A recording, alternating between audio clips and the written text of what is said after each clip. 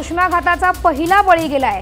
बीडमध्ये 67 वर्षीय रूपाबाई मिसळे यांचा उष्माघाताने बळी घेतलाय। बीडमधील तापमान 41 अंश सेल्सिअस असून त्याच्या तापाने बीडच्या एसटी स्टँडवरती या वृद्धेचा मृत्यू झालाय। त्या केज तालुक्यातल्या नांदूर घाटमधून आल्या होत्या। राज्यात उष्णतेची लाट असून अख्ख्या महाराष्ट्र सध्या तापलाय। राज्यात सर्वाधिक तापमान रायगड जिल्ह्यातील भिरामध्ये आहे।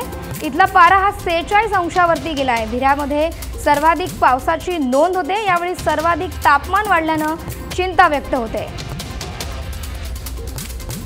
मुंबईचा पारा हा 38.4 अंश सेल्सिअसवर पोहोचलाय। ठाण्याचा पारा देखील 43 अंशावरती गेलाय। तर गुजरातवरती निर्माण झालेल्या चक्रीवादळाचा परिणाम म्हणून महाराष्ट्रात हे उष्ण वारे वाहत आहेत। त्यामुळे हवेतील आर्द्रता मोठ्या प्रमाणावरती कमी झाल्यामुळे राज्यात ही उष्णता वाढत आहे। विशेष हिल स्टेशन महाबळेश्वर येथील तापमान सुद्धा वाढलंय। तिथलं तापमान सध्या 36 अंशावरती पोहोचलंय। दरम्यान राज्यात उष्माघाताचा पहिला बळी गेलाय। राज्यभरातील तापमान पाहूयात ग्राफिक्सच्या माध्यमातून। भिरा रायगडमध्ये 46 अंश सेल्सिअस इतकं तापमान आहे। तर अकोलामध्ये 43 अंश सेल्सिअस तापमान आहे। चंद्रपूर जिल्ह्यात सुद्धा 43 अंश सेल्सिअस तापमान आहे। जळगावात 42 अंश सेल्सिअस तापमानाची नोंद झाली आहे। नांदेडमध्ये सुद्धा पारा 42 अंशापर्यंत पोहोचलाय। तर बीडमध्ये 41 अंश सेल्सिअस इतक्या तापमानाची नोंद झाली आहे। औरंगाबादमध्ये हे तापमान 41 अंश सेल्सिअस आहे। शिवाय पुण्यामध्ये सुद्धा तापमान 40 अंश सेल्सिअस इतकं आहे। पुण्यापाठोपाठ नागपूरमध्ये सुद्धा 40 अंश सेल्सिअस तापमान आहे। तर नाशिकचा पारा सुद्धा 40 अंश सेल्सिअस इतका आहे। कोल्हापूरमध्ये तापमान 39 अंश सेल्सिअसवर गेलाय। तर मुंबईत 38 अंश सेल्सिअस इतकं तापमान आहे। तर महाबळेश्वर हे करता थंडीचं ठिकाण आहे, पण येथे सुद्धा 36 अंश सेल्सिअस इतकं तापमान आहे। अकोल्यामध्ये तापमान 43 अंश सेल्सिअस आहे। चंद्रपूरमध्ये हा पारा 43 अंश सेल्सिअसवर गेलाय। जळगावमध्ये 42 अंश सेल्सिअस तापमान आहे। शिवाय नांदेडमध्ये सुद्धा हे तापमान 42 अंश सेल्सिअस आहे। बीडमध्ये 41 अंश सेल्सिअस तापमानाची नोंद झाली आहे। दरम्यान राज्यात आहे तो उष्माघाताचा पहिला बळी आहे तो गेलाय। बीडमध्ये 67 वर्षीय रूपाबाई मिसळे यांचा उष्माघाताने बळी घेतलाय। बीडमधील तापमान आहे ते सध्या 41 अंश सेल्सिअस इतकं झालंय आणि या तापानेच बीडच्या एसटी स्टँडवरती या वृद्धेचा मृत्यू झालाय। या केज तालुक्यातील नांदूर घाटमधून आल्या होत्या आणि त्यांचा एसटी स्टँडवरती मृत्यू झालाय। या संदर्भात अधिक माहिती घेऊया आपले रिपोर्टर सुरेश जाधव यांच्याकडून। सुरेश, ज्या पद्धतीने राज्यामध्ये उष्णतेची लाट आहे आणि सध्या आपल्याला कळते की बीडमध्ये सुद्धा एका 67 वर्षीय महिलेचा आजीबाईंचा मृत्यू झालाय, अधिक माहिती काय देशील याविषयी?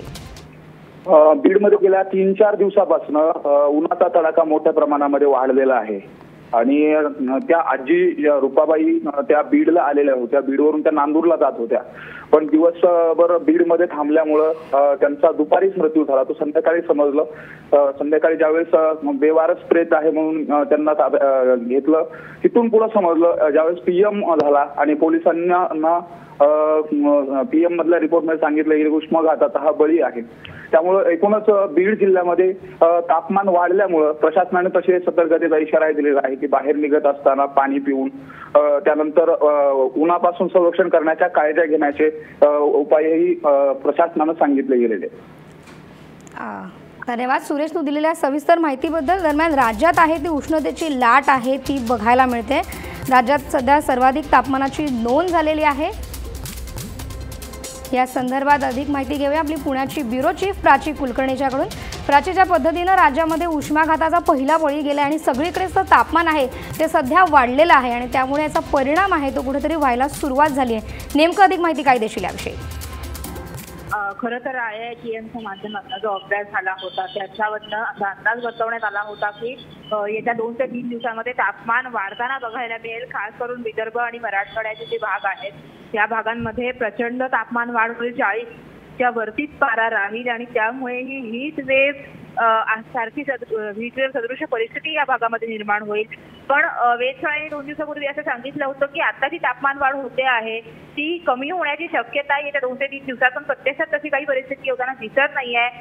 जर आपण राज्यातल्या वेगवेगळ्या ठिकाणचं तापमान पाहिलं तर नागपूर असेल, अमरावती असेल या ठिकाणी पारा 40च्या पार गेलेला आहे। पुण्यामध्ये सुद्धा जवळपास कालचं तापमान जे पाहायला मिळालं ते 39.7 अंश जवळपास 40ची गाठलेलं तापमान बघायला मिळालं। आणि याबरोबरच एकीकडे जिथे हा पारा तापतो आहे तिथे त्याचबरोबर कोरडपणा आणि प्रचंड उष्णता या भागामध्ये जाणवते आहे आणि त्यामुळे लोकांना अशा पद्धतीच्या आरोग्याच्या तक्रारी उद्भवू शकतात आणि या दृष्टीने काळजीचे आदेशही सरकारी यंत्रणांकडून देण्यात आलेले आहेत। वेधशाळेने जो अंदाज वर्तवलेला आहे त्यानुसार खरं तर हे तापमान येत्या 2 दिवसात कमी व्हायला हवंय, पण प्रत्यक्षात अशी परिस्थिती येईल का? जो ट्रेंड दिसतो आहे टेम्परेचरचा त्याच्यावरनं याबाबतही साशंकताच मानली जाते आहे। कदाचित अशीच परिस्थिती राज्यामध्ये वेगवेगळ्या भागांमध्ये आणि खास करून विदर्भाच्या भागामध्ये आणखी 2 ते 3 दिवस राहण्याची शक्यता आहे।